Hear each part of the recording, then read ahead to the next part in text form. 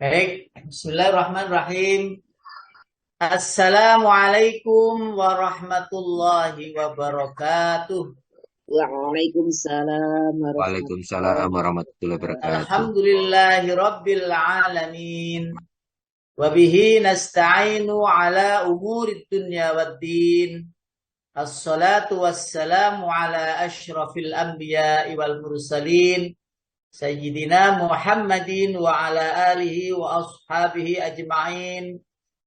Qala rabbi shrah li sadri wa yassir li amri wahlul 'uqdatam min lisani yafqahu qawli. Qalu subhanaka la ilma lana illa ma 'allamtana innaka antal alimul hakim. Wa ba'du,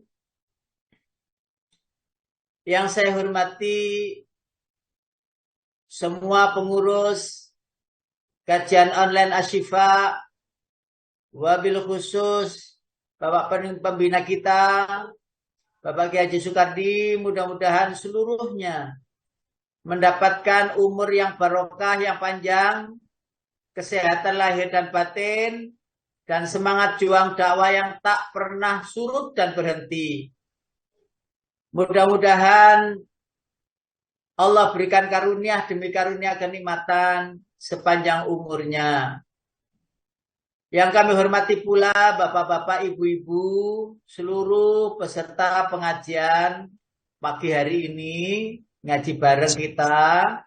Mudah-mudahan panjenengan juga Allah berikan karunia sehat walafiat, tidak kurang suatu apa, kenikmatan yang selalu dinikmati setiap hari dan mampu disyukuri. Dan mudah-mudahan kita semuanya Allah berikan karunia petunjuk iman yang ada di hati ini, mampu kita jaga dengan sebaik-baiknya sampai akhir hayat berjumpa dengan Allah.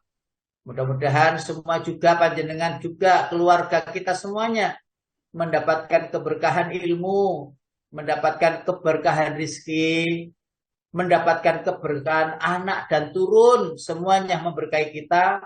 Mudah-mudahan kita semuanya dikaruniai Allah keluarga yang solih, solihah, keluarga yang diberikan kecintaan kepada ibadah dan ahli dalam membaca Al-Quran. Mudah-mudahan kita semuanya yang sudah mencintai Al-Quran, ayo kita wariskan kepada anak turun kita juga cinta Al-Quran. Betapa sayangnya apabila kita punya keluarga, lalu ada yang belum bisa membaca Al-Quran. Kalau kesulitan di sini ya kok kelihatan kok pedat-pedot saya putas-putus saya, ya dengung-dengungnya kurang, jangan malu panjenengan. Ndak usah malu, ndak apa-apa. Panjenengan terus ikut saja wes Mas yo bala-bale ping 5, ping 6, ping 10 dikongkon ngulang-ulangi ora apa-apa. Ndak apa-apa. Jangan panjenengan kok saya besok ndak datang awal kok dikongkon ngaji, jangan. Justru panjenengan lebih awal, terus panjenengan baca Quran beberapa ayat, lalu panjenengan diurai begitu, diperbaiki sedikit demi sedikit. Tentu saja perbaikan itu adalah pengetahuan tambahan kita. Lalu selalu saya setiap ada yang membaca Al-Quran itu selalu lihat enak ya, orang yang baca Quran itu pasti bertambah cahaya di badan, di hatinya, di badannya, di rohaninya. Berapa ayat yang dibaca tambahnya cahaya, berapa ayat yang dibaca tambah lagi cahaya. Itu yang panjenengan tidak mungkin tidak terasa begitu. Tapi saya memandang panjenengan itu alhamdulillah ya Allah, walaupun terbata-bata itu tetap cahaya di rohani itu tambah. Cahaya di rohani itu tambah lagi. Yang cahaya itu menerangi alam kubur kita dan perjalanan panjang menuju surga Allah. Itu pasti itu, pasti. Kan ayatnya banyak, hadisnya juga banyak. Kalau panjenengan diurai ini nggak topiknya, tapi luar biasa panjenengan tidak surut, tidak mundur untuk terus membacanya. Sehingga sekali belum hari itu tidak membaca, maka cahaya Allah tidak kita dapatkan hari itu. Mungkin sih cahaya sholat ada, cahaya kebaikan juga ada yang lain. Tapi tidak dapat cahaya Al-Quran jika hari itu tidak membaca. Minimal panjenengan membaca kulhu, kulatu birafa'la, kulatu birabinas. Pagi tadi sudah di subuh sudah baca. Itu cukup untuk mencahayai hati ini saat nanti cahaya itu tidak ada. Ketahuilah Bapak Ibu, panjenengan harus telaten, panjenengan harus sabar untuk dibenahi bacaannya dan tidak henti-hentinya Ustadz itu mesti nyalah-nyalah nih, Ustadz itu bisa nyalah-nyalah nih, kalau bacanya salah. Bacanya salah, memang salah. Karena itu ayo kita perbaiki bareng-bareng. Gitu enggak apa-apa. Panjenengan enggak usah sungkan. Wong kita ini keluarga besar, enggak usah sungkan. Karena kita ini di keluarga besar, yang itu salah itu ya harus diketahui. Nah, budui itu ya gitu. Wes, wes iso nyala-nyalane tok padha karo ustaz, iso. Itu ndak apa-apa. Baik, Bapak Ibu yang dirahmati Allah, ayo kita urai ya materi pagi ini. Ini materinya saya share. Gitu. Saya share agar panjenengan bisa melihatnya. Baik, Bapak Ibu yang dirahmati Allah, takwa harta karun yang sangat berharga. Takwa harta karun yang sangat berharga. Ini topik kemarin yang saya share itu. Begitu saya urai-urai, saya buka-buka file, saya cari literatur, ternyata yang mengatakan ini itu bukan sembarang orang. Yang mengatakan ini adalah Imam Al-Ghazali di dalam Minhajul Mukmin, dalam kitab Minhajul Mukmin, menuju mukmin sejati. Jadi di dalam buku judul terjemahan Indonesianya menuju mukmin sejati. Buku aslinya namanya Minhajul Mukmin. Nah, Imam Al-Ghazali itu mengatakan bahwa takwa itu harta karun yang sangat berharga, tak ternilai, tak ternilai. Tidak bisa dibeli harta, itu karunia Allah. Tidak bisa ditangisi untuk diminta, karena itu karunia Allah. Dan karunia Allah diberikan kepada siapa saja yang dikehendaki. Orang itu minta atau tidak minta, tahu-tahu ia berada di dalam apa ini namanya selimut yang namanya selimut takwa. Tahu-tahu hatinya itu tenang gitu, nyaman gitu. Ada orang ngelokne itu ya tetap hatinya senyum, bibirnya juga senyum. Jadi tidak ini sama sekali tidak terpengaruh dengan orang itu bicara-bicara, tidak terpengaruh dengan orang itu membuli dia, memfitnah dia, tidak terpengaruh apapun. Jadi semua yang ada ini menjadikan sesuatu yang biasa saja dan tidak masalah bagi dirinya. Nah, penting sekali untuk mengetahui kenapa kok ini disebut harta karun, kenapa kok disebut harta karun. Allahu Akbar walillahil hamd. Bapak Ibu yang pertama, ini takwa itu harta karun yang tidak ternilai. Bapak Ibu yang dirahmati Allah, bukankah ada di dalam Al-Quran? Kalau kita simak dalam Al-Quran itu, yaitu surat Allahu Akbar, bentar keliru ya. Sabar. Monggo Pak Kodam.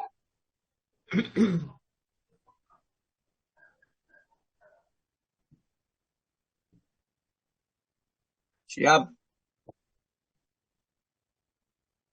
Mil'ul ardi dhahaban walawif tadabi. Bentar saya carikan dulu.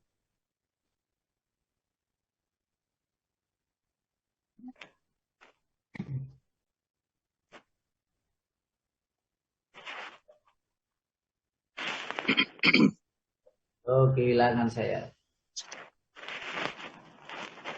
Bentar ya. Sebentar.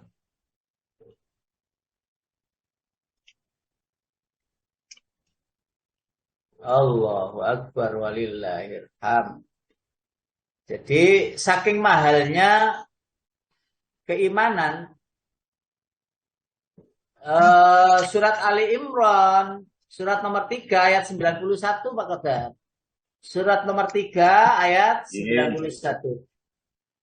Innalladzina kafaru wa matu wa hum kuffaru falan yuqbala min ahadihim mil'ul ard falan yuqbala min ahadihim mil'ul ardi dhahaban ولو افتدى به أولئك لهم عذاب أليم وما لهم من ناصرين.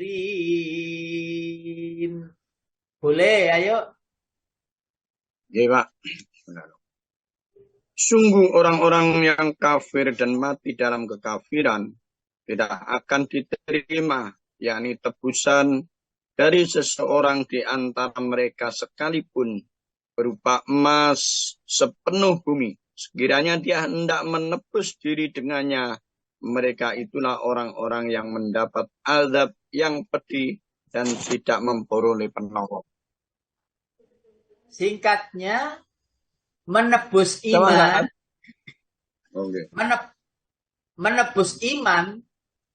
Orang kafir itu begitu tahu akhirat itu ada, benar adanya. Begitu tahu akhirat itu hanya untuk bahagianya orang yang mau beriman kepada Allah, bertakwa kepada Allah. Seandainya mereka menebus dengan keimanan itu harta sebesar penuh bumi, maka mereka tetap tidak akan bisa membeli iman itu. Nah, disinilah kenapa kok saya menyampaikan bahwa takwa itu harta karun yang tak ternilai. Bahkan Allah menolak seandainya ada orang yang kafir itu memiliki emas sepenuh bumi untuk beli. Bagi Allah nggak ada apa-apanya itu emas itu. Loh, begitu ada orang yang memiliki sedikit kekayaan, ia berbuat onar di muka bumi, membuat kerusakan di muka bumi, maka sebenarnya tak ternilai bagi Allah. Belum mendapati emas sebesar bumi sudah sombong. Nah, itu masalah. Belum mendapati ilmu yang cukup, terus menyelimuti diri dengan ilmunya itu seakan-akan dia menyelimuti dirinya itu dengan harta yang dia miliki seakan dia terbaik, terkaya, dan lain sebagainya. Karena itu kita ini sudah memiliki keimanan itu. Nah, nanti kita akan bahas bagaimana memperolehnya. Predikat takwa. Saya secara prinsip tidak membahas takwa yang ada di dalam Al-Quran yang panjenengan sudah banyak yang tahu. Tetapi benar-benar ketahuilah menjaga ketakwaan ini penting. Panjenengan menjaga harta Bapak Ibu, ya mungkin di perbankan. Mungkin kalau nggak suka bank, ia punya surat-surat penting yang di rumahnya itu ada berangkasnya. Berangkasnya itu kalau dibuka, itu ada laci-lacinya. Laci-lacinya itu dikunci semuanya, berangkasnya itu dikunci lagi. Selain dikunci, itu diputar ada angkanya itu. Diputar gitu, sudah cari, angka sudah sulit. Lah berangkas itu ditaruh di dinding di dalam kamar. Dindingnya sendiri itu ada tersendiri untuk berangkas itu. Dibungkus di sana itu biar tak tampak kalau itu ada dinding itu ada berangkasnya. Dinding itu di belakangnya lemari. Almari itu bisa digeser-geser. Yang almari itu di belakangnya ada dinding yang isinya berangkas tadi. Almari itu ditaruh di dalam kamar. Kamar itu kamar tersendiri. Jadi kamar itu dikunci lagi di kamar yang besar. Betapa untuk mengamankan harta dunia sampai segitunya. Sampai luar biasa agar tidak hilang. Loh, Sekarang tanya pada diri sendiri. Kalau kita menyimpan harta karun kita berupa takwa dan keimanan, apa begitu? Coba. Apa rapi begitu? Apa detil begitu? Jangan mangkel, wahai hatiku. Jangan membenci orang, wahai hatiku. Yang sabar, wahai hatiku, wahai diriku. Yang ikhlas, wahai diriku. Semua itu adalah berangkas-berangkas, kunci-kunci untuk melanggengkan iman dan takwa itu biar tetap di hati, tidak lepas, tidak ditiru orang, tidak dijual, tidak diiming-imingi harta dan sebagainya, dan tidak mampu. Orang akan ngerusaknya. Apalagi diri kita ngerusaknya. Melihat sesuatu yang bau dunia yang itu melenakan. Oh tidak. Imanku, ketakwaanku tidak akan aku tukar. Ada di sana dan terjaga rapi. Untuk menghias agar takwa dan iman itu menjadi indah, maka tentu ada amalan-amalan. Rukun Islam harus kita amalkan, ya, untuk menghias iman atau ketakwaan yang kita miliki. Utamanya baca Al-Quran, utamanya sholat dan seterusnya dan seterusnya. Bapak Ibu yang dirahmati Allah, mudah-mudahan keterangan saya ini nyambung. Mudah-mudahan paham. Biasanya kita itu menjaga nilai takwa itu. Walaupun kita sudah sering mendengar at-taqwa hahuna. At-taqwa hahuna. Panjenengan kalau metani bagaimana diri ini, maka panjenengan akan gumun, heran, dan lain sebagainya. Ketika kita cari benda yang namanya takwa, tidak akan ketemu. Ketika kita cari benda yang namanya takwa, yang namanya iman itu tidak akan ketemu. Di dalam diri kita itu loh, dicari di mana tidak ketemu.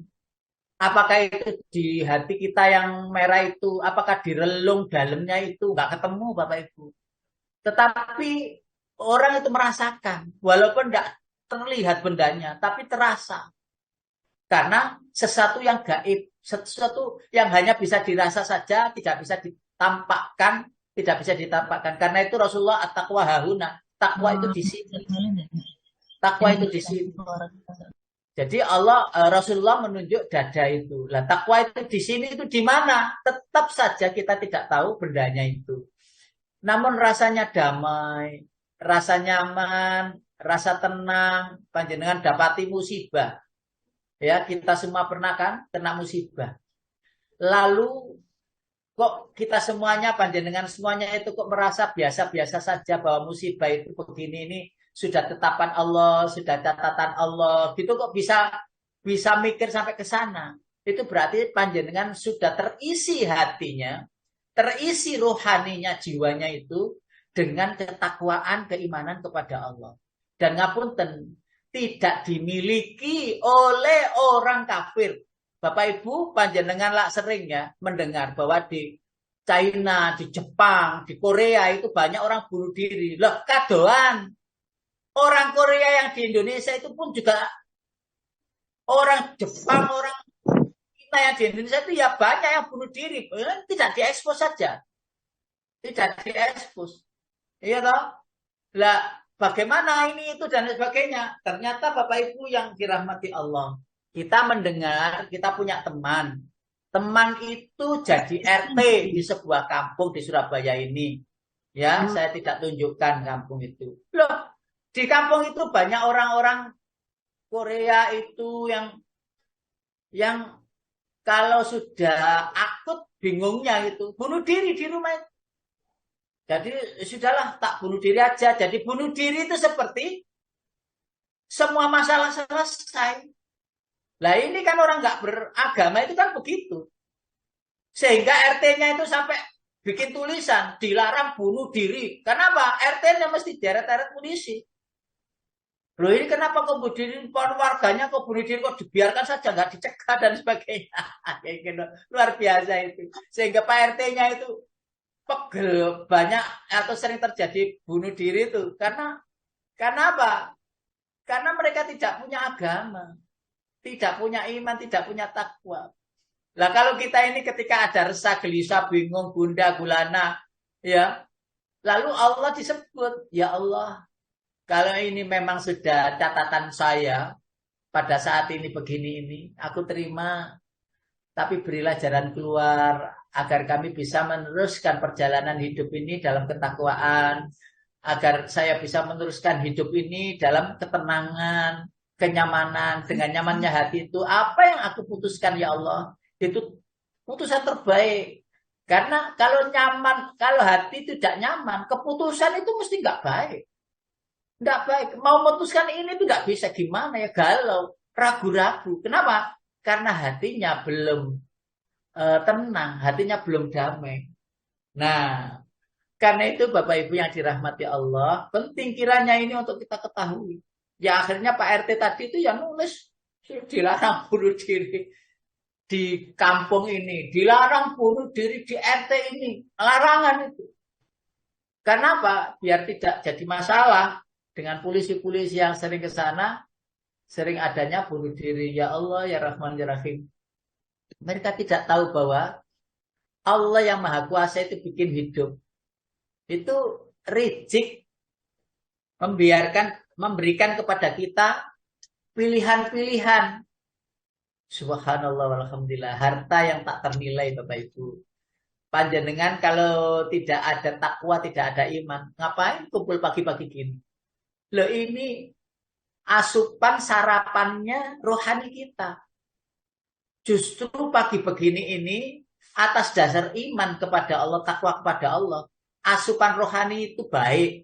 Panjenengan seharian nanti sampai malam nanti semangat juang untuk bekerja, semangat juang untuk terus ibadah, semangat juang untuk sosialita. Itu landasannya di pagi. Makanya Rasulullah kan bilang agar pagi itu al-maksurah dibaca doa-doa itu. Itu sebenarnya untuk motivasi diri agar seharian sampai malam sore nanti sebelum al-maksurah dibaca. Itu ada ghirah itu. Ghirah itu apa ya? Dorongan semangat gitu. Semangat juangnya itu luar biasa.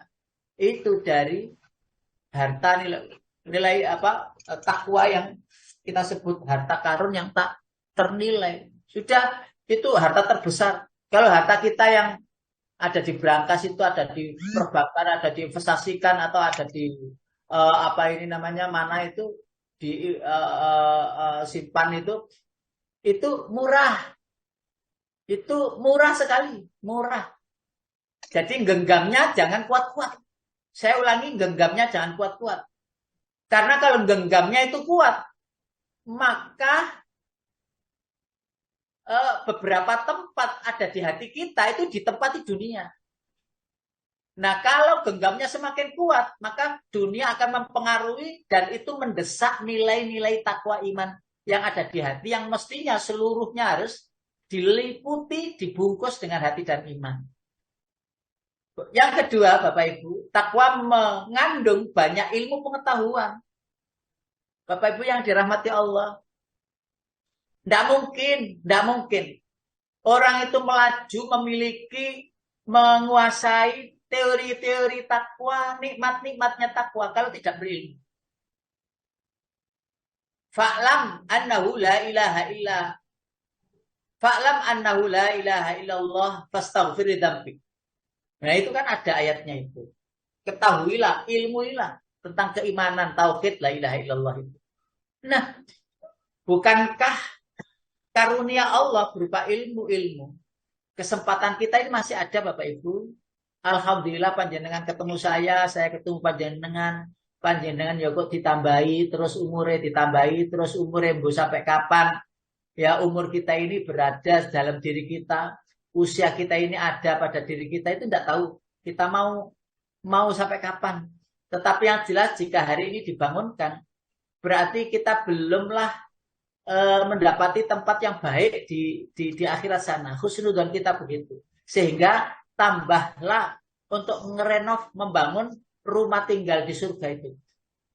Ya, merenovasi rumah itu dengan cara cari ilmu, dengan cara memperbaiki akhlak kita, dengan cara sholat, dengan cara ngaji dan sebagainya, sehingga rumah surga kita itu semakin indah. Allahu Akbar walillahilham. Lalu yang berikutnya Bapak Ibu yang dirahmati Allah, harta spiritual. Ini yang di nomor 1 tadi saya sampaikan. Harta yang itu bentuknya adalah spiritual. Jadi seorang yang takwa itu tidak ada ketakutan sedikit pun kecuali kepada Allah. Anehnya takut kepada Allah kita tidak menjauh, tapi justru diperintahkan untuk mendekat.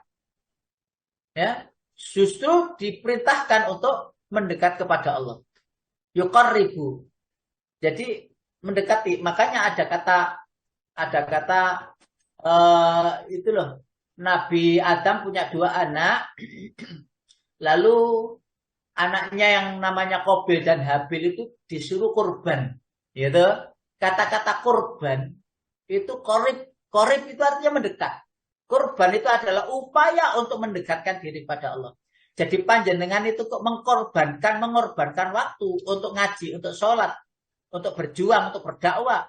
Itu kurban semua itu. Lah kurban untuk mendekat kepada Allah. Kurban apa saja, bahkan jiwa dan raga, yang itu sahabat-sahabat dulu tunggu kapan saya meninggal itu di medan perang. Kapan saya meninggal? Mereka iri dengan sahabat-sahabatnya yang wafat syahid di medan perang.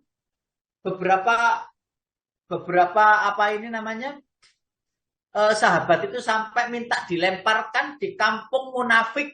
Jadi satu kampung itu munafik dan itu pimpinannya ada Musailimah Al-Kadzab itu. Sampai dilemparkan ke dalam agar bisa perang. Dan membuka pintu gerbang dari dalam karena dikancing. Ditutup gerbangnya itu, pasukan muslim gak bisa masuk.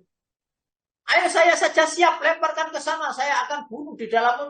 Maunya diantaranya adalah agar apa ini namanya syahid. Loh, ternyata tidak syahid, bukan bunuh diri, perang begitu. Akhirnya gerbang bisa dibuka sampai beliau tidak bisa, sampai umat Islam itu masuk ke dalamnya merangsek untuk berperang. Ternyata beliau yang dilemparkan itu meninggalnya pun meninggal di tempat tidurnya. Jadi tidak meninggal syahid. Nah, itu apa? Itu adalah liyuqarribu, untuk mendekatkan diri kepada Allah. Maka kurban, kata-kata kurban, ayo kita berkorban, sebenarnya adalah wasilah. Kata kurban itu untuk mendekatkan diri kepada Allah. Ya sudahlah, enggak apa-apa begini begitu dan lain sebagainya, wis. Gini nggak apa-apa, ini dan sebagainya, semuanya itu dikorbankan, waktunya, hartanya, dirinya, jiwanya dan lain sebagainya dikorbankan. Untuk apa? Membuktikan bahwa Allah lah satu-satunya tempat kita bergantung, sehingga dikorbankan apapun, mengorbankan apapun, kita tidak eman. Kenapa? Ilmu pengetahuan sudah didapatkan. Dan sekali lagi spiritual kita, roh kita itu benar-benar ruhul jihad. Ruhul jihad. Karena ini penting. Panjenengan jangan tidak peduli dengan lingkungan. Pedulilah. Nah, ajak yang baik. Bagaimana caranya? Ayo kita cari tempat, ngumpul-ngumpul. Di samping ngopi itu juga baca Quran. Sekarang itu banyak Bapak Ibu tempat mengumpulkan orang, tidak di warung kopi, tapi di rumahnya. Bapak Ibu, ayo kita ini ngumpul di rumah. Ini yang bapak-bapak ya. Juga saya temukan bapak-bapak, ayo kita ngumpul di rumah, orang 5, lalu ada 6, 7, 8, sampai 10, sampai 15 gitu. Di rumah itu disediakan kopi, ngopi semua. Ya, terus disediakan camilan-camilan gitu. Ayo kita ngaji. Ayo kita ngaji, mula-mula sih ya ini itu ringan-ringan saja, terus ngaji Quran, terus ngaji.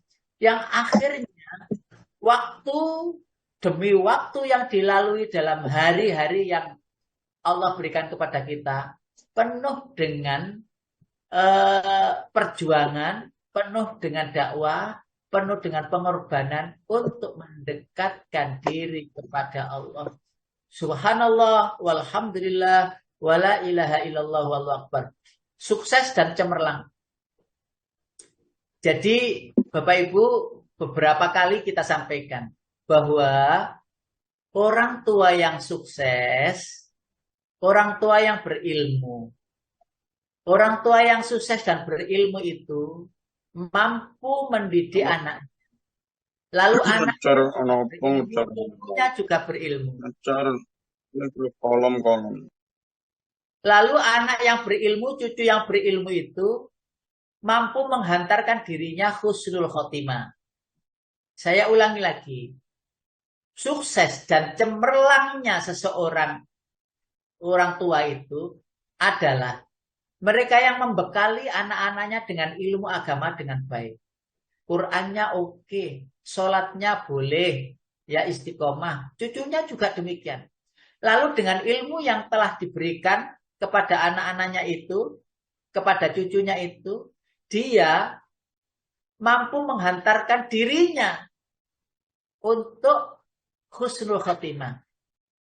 Nah, anak yang sukses adalah anak yang dengan ilmunya, dengan kesuksesannya, dengan hartanya, dan seterusnya, yang mampu menghantarkan orang tuanya husnul khotimah.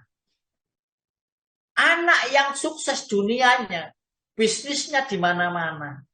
Dia adalah pegawai ternama.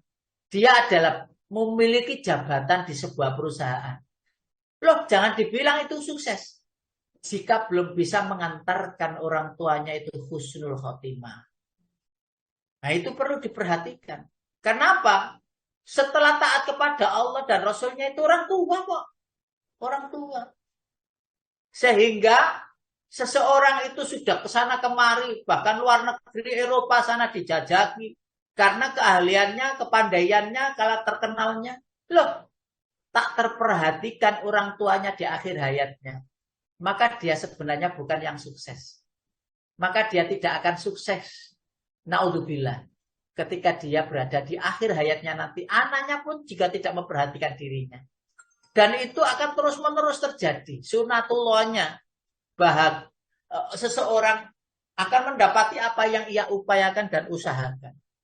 Kalau dia mampu menghantarkan orang tuanya itu husnul khotimah anak-anak itu, nanti anak-anaknya juga begitu. Sayang kepada orang tua dan menghantarkan husnul khotimah. Dari mana itu mereka didapat? Dari ketakwaan dan keimanan. Kalau tidak ada panggilan takwa, tidak ada panggilan iman, tidak bisa orang berbuat begitu. Tidak bisa Bapak Ibu. Ya, termasuk adanya ketetapan takdir yang Allah berikan, catatan yang Allah tetapkan kepada kita semuanya.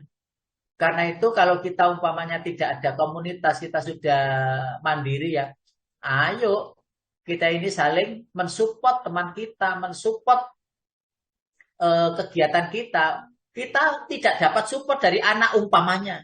Tidak dapat support dari anak-anak kita. Anak-anak kita sudah kesana kemari jauh. Ayo kita support kegiatan seperti ini. Ayo kita support teman-teman kita. Yang itu menjadikan kita mandiri dan bisa menuju jalan husnul khotimah kita. Tanpa ketergantungan kepada anak. Ketergantungan kepada kegiatan-kegiatan yang islami. Insya Allah dengan ibadah-ibadah itu kita sukses dan cemerlang. Dan dikatakan sukses dan cemerlang jika kita mampu membaca kalimat tauhid la ilaha illallah sebagai bukti kita takwa kepada Allah dan sebagai bukti bahwa kita bergantung kepada Allah totalitas. Sehingga ketika lantunan dari lisan dan hati kita la ilaha illallah, Allah memanggil dengan lembut, Allah mengangkat roh kita direngkuhnya, digandengnya, dipeluknya, sehingga tidak terasa dalam saat roh itu keluar karena roh sudah mendapati kebahagiaan sejati yang ia akan dapatkan. Bapak Ibu yang dirahmati Allah, yang berikutnya menggabungkan seluruh keuntungan dan kebaikan dunia, agama, dan akhirat. Menggabungkan seluruh keuntungan ini takwa. Keuntungan, kebaikan dunia, agama, dan akhirat jadi satu. Hablum minallah totalitas, hablum minanas juga totalitas. Hablum minallah oke, hablum minanas juga oke. Keuntungan yang dia dapatkan di dunia itu adalah untuk keuntungan dan kesuksesannya nanti di akhirat. Bapak Ibu, kita akan dapat fasilitas apa-apa gitu ya. Maka fasilitas itu digunakan untuk dakwah, ya, untuk perjuangan. Ya Allah, izinkan dengan apa yang aku miliki ini untuk berdakwah dan tetapkanlah kami dalam istiqomah perjuangan. Ya Allah dengan hartaku ini, ya Allah dengan jiwaku ini, ya Allah dengan ilmuku ini, ku dermakan semuanya untuk menjunjung tinggi agamamu dan untuk kemuliaan-kemuliaan diri kami saat nanti di akhirat. Maka akan menjadi syafaat demi syafaat yang kita dapatkan selain syafaatul uzma Rasulullah Shallallahu Alaihi Wasallam dan syafaat satu-satunya yang tertinggi yaitu karunia Allah Subhanahu Wa Taala. Jadi akhirat harus butuh agama. Nah agama itu butuh dunia karena dunia ini adalah praktek keagamaan. Dan dunia itu akan bisa dinikmati kalau ada keuntungan-keuntungan. Baik keuntungan itu secara finansial maupun keuntungan itu secara ilmu. Beruntunglah orang yang berilmu. Beruntunglah orang yang memiliki finansial yang cukup. Dan beruntunglah dia berkesempatan untuk memuliakan dirinya di dunia ini dengan cara memuliakan agamanya untuk akhiratnya. Karena akhirat jangka panjang. Dunia ini ada batas, ada waktu yang membatasi kita dan kita tidak bisa lama-lama di dunia ini. Sekali lagi, tidak bisa lama-lama di dunia ini. Maka pegangan yang namanya takwa dan iman itu benar-benar harus dihias. Yang berikutnya Bapak Ibu, kita buka surat Ali Imran. Pak Qadar, masih siap? Surat Ali Imran, surat nomor 3. Ayat 186. Surat ketiga ayat 186. A'udzu billahi minasyaitonir rajim. Bismillahirrahmanirrahim. Latublawunna fi amwalikum wa anfusikum wa latasma'unna minal ladhina utul kitab min qablikum wa minal ladhina asyraku wa adan katsira wa in tasbiru wa tattaqu fa inna dzalika min azmil umur.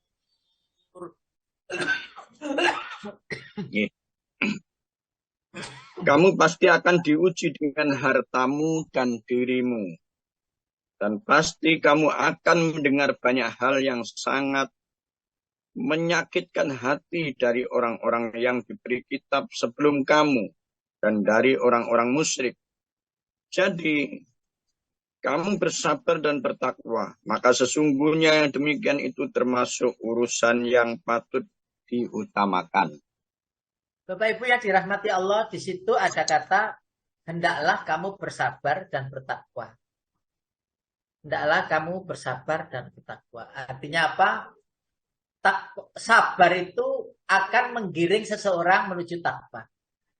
Sama dengan ikhlas. Ikhlas itu juga menggiring orang menuju takwa. Sama dengan adil. Adil itu menggiring orang menuju takwa. I'dilu huwa aqrabu lit taqwa.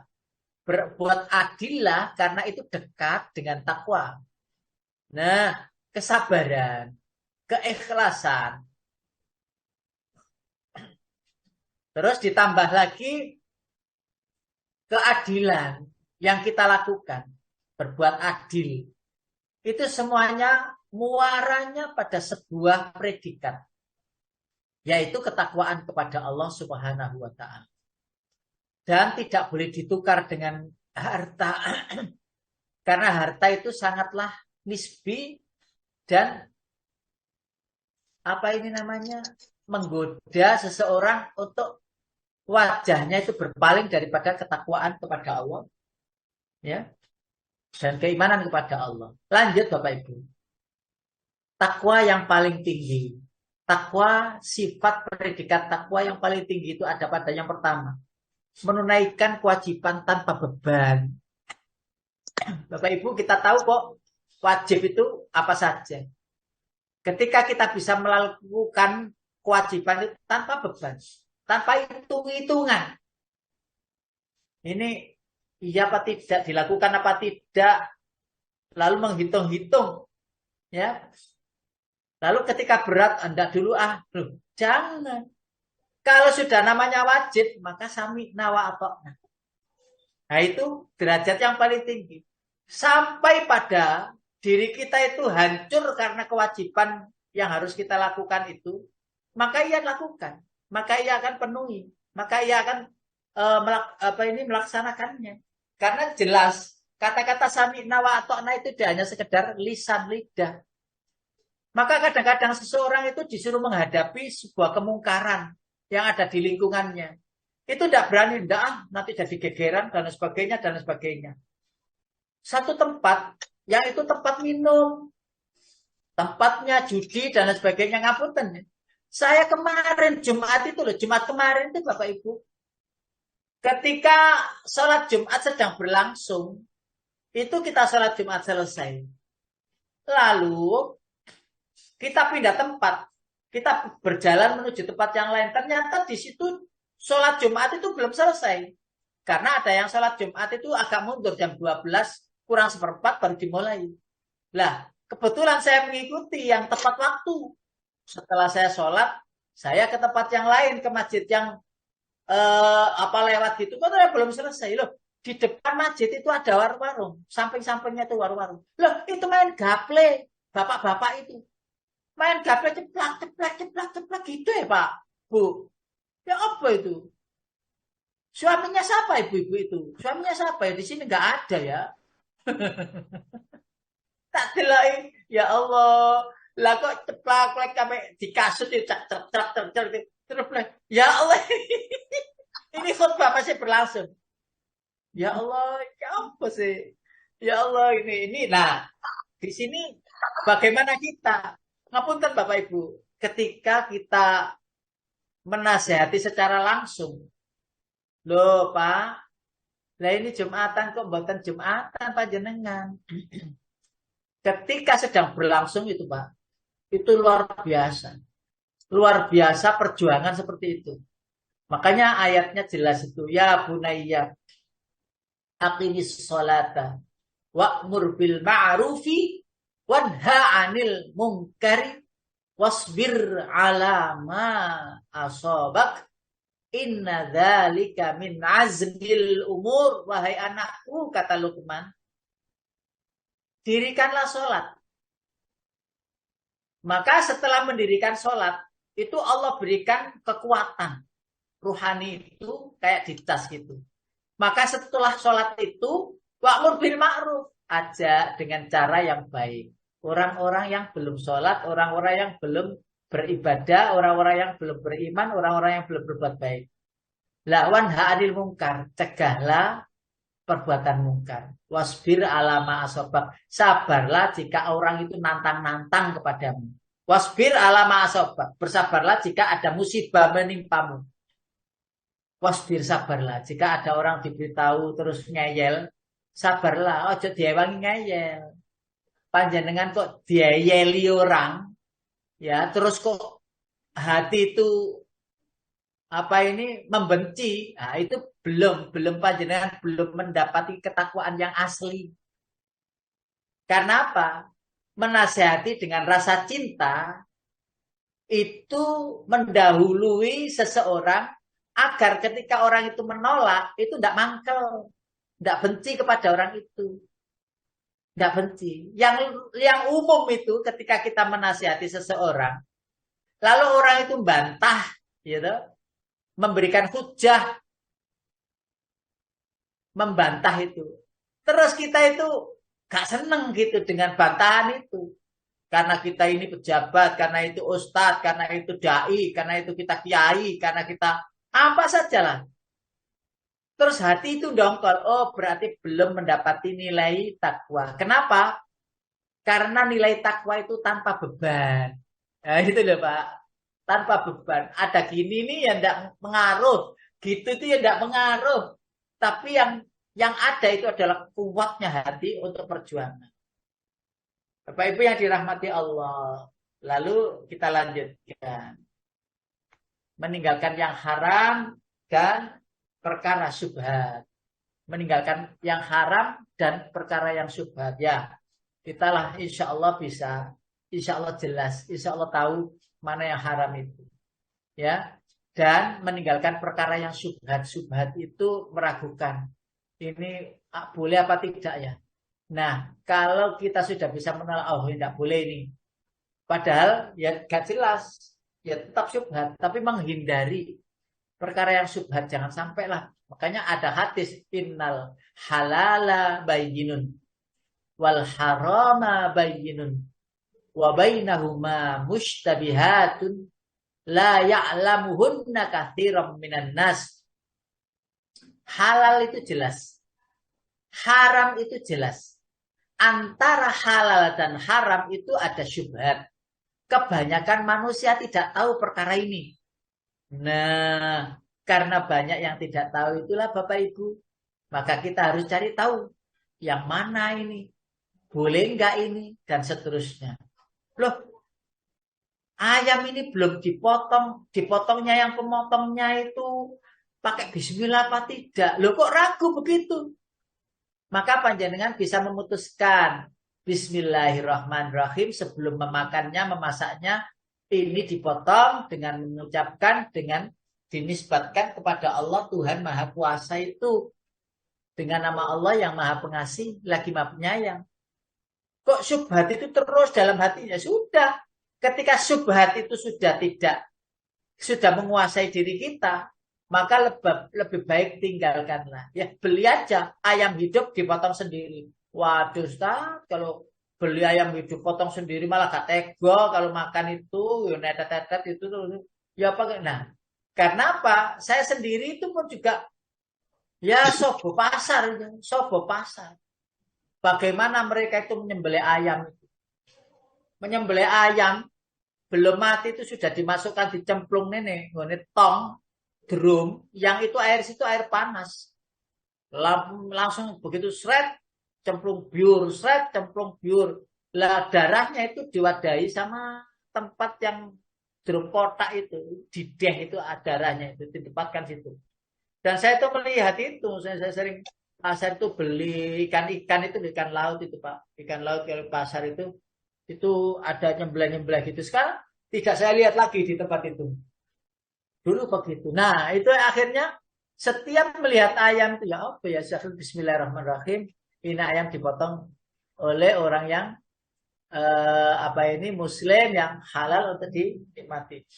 Sehingga ada pesantren Sulaimaniyah di daerah Jemur sana itu, di daerah Jemur itu nyembelih ayam sebelah sendiri, kambing sebelah sendiri, sapi sebelah sendiri untuk konsumsi anak-anak pesantren yang hafal Quran itu, yang menghafalkan Quran. Beliau saat ini mungkin hanya menerima 125-an gitu ya. Anak yang di pesantren Sulaimaniyah itu yang afiliasinya ke Turki sana. Jadi cara menghafalnya pun juga metode-metode Turki Utsmani. Jadi caranya membaca begini, menghafalnya begini. Jadi tidak menghafal per juz, tapi menghafal per pertemuan. Pertemuan pertama itu hafalnya harus ini sampai ini, pertemuan kedua itu. Makanya yang ditanya jenengan hafalnya jenengan hafalnya itu berapa juz? Enggak tahu juz. Yang tahu adalah berapa pertemuan atau pertemuan yang keberapa. Oh, yang ke-15. Oh, berarti dapat ini sama ini dan seterusnya. Demikian itu mereka metodenya. Nah, untuk agar anak itu baca Al-Qur'annya, hafalannya itu cepat, maka asupan anak-anak itu harus benar-benar halal. Benar-benar halal dan terlihat langsung halalnya itu. Sampai segitunya untuk menghindari syubhat.